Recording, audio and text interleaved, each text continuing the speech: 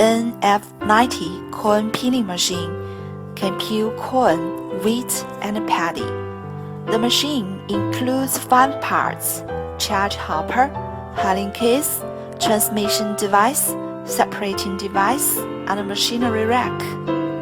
Corn is sent into the machine through charging hopper and enters into the peeling chamber by the screw propeller. The peeling chamber has large pressure. The germ and the corn bran is removed by the friction between the roller and the sieve.